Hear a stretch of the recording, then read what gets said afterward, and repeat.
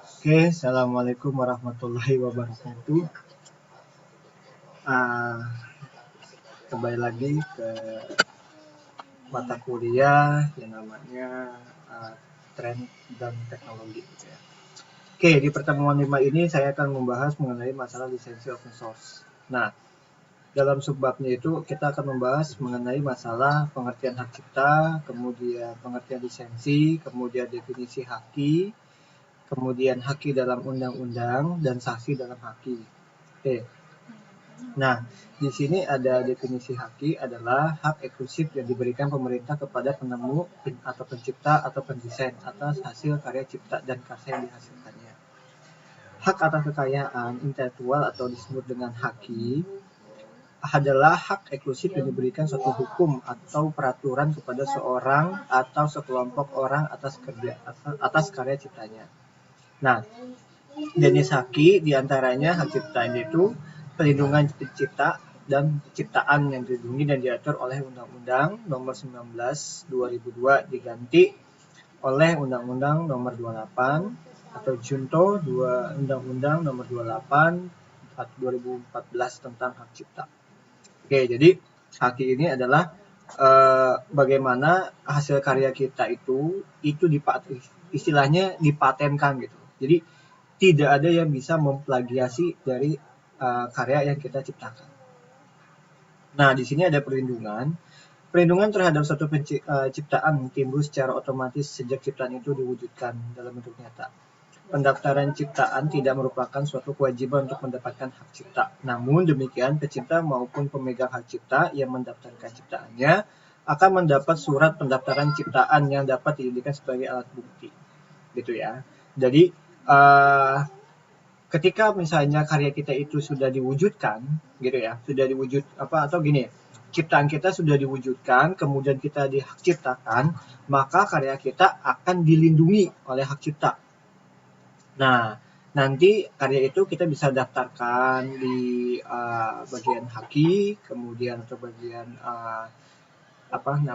untuk membuat lisensinya, kemudian kita sudah bisa mempatenkan atau kita sudah bisa menghak ciptakan hasil karya kita.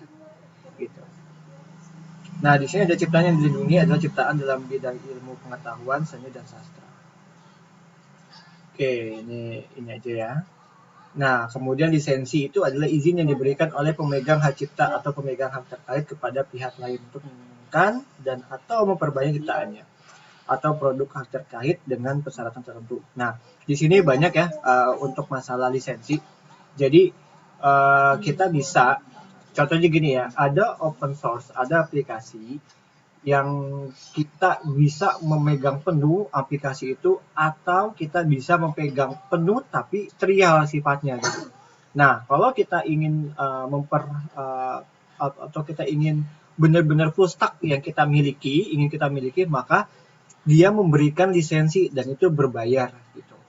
Nah, di sini peran untuk lisensi. Ya, jadi kalau untuk haki itu memang tidak boleh gitu ya, atau dipatenkan, benar-benar dipatenkan gitu. Bahkan tidak boleh menciptakan ulang atau memodifikasi gitu ya. Tapi kalau lisensi, nah kalau misalnya kita sudah beli lisensi, kita sudah beli ya, tandanya kita sudah diberikan izin oleh pemegangnya untuk kita bisa memodifikasi gitu. Oke. Nah, ini ada public domain, jadi contohnya aja.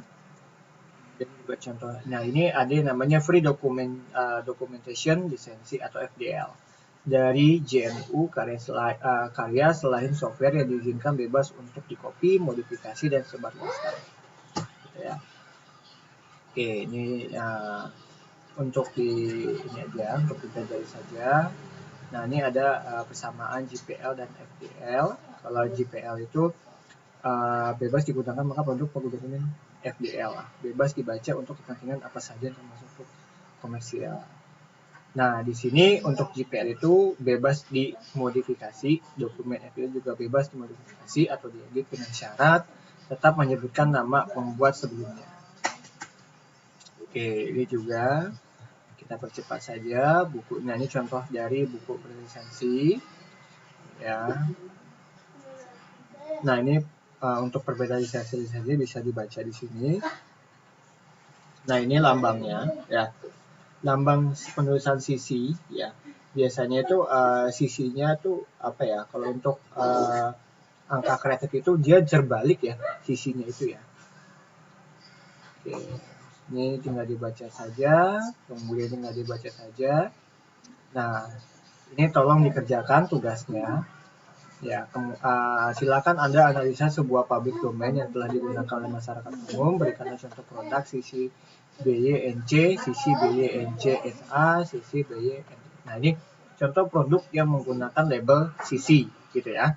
Kemudian nomor 3, permasalahan yang sering terjadi pada saat mempunyai hak. Nah, dan nomor 3 ini kalian coba kumpulkan aja kasus-kasus ya, kasus-kasus tentang plagiasi. Itu pasti itu udah menyelewengi masalah hak. Bagaimana lisensi dapat mengubah produk yang awalnya tidak bernilai menjadi bernilai. Nah, itu bagaimana sih kalau kita mengembangkan untuk lisensinya gitu ya, dari sebuah produk. Kemudian nomor 5, mengapa perlu ada perlindungan hak cipta. Nah, ini mengapa gitu. Kenapa sih kalau kita buat, kenapa kita harus hak cipta gitu ya. Oke. Ini referensinya. Terima kasih. Silakan dikerjakan tugasnya dan dikumpulkan sesuai dengan waktu yang sudah ditentukan. Assalamualaikum warahmatullahi wabarakatuh.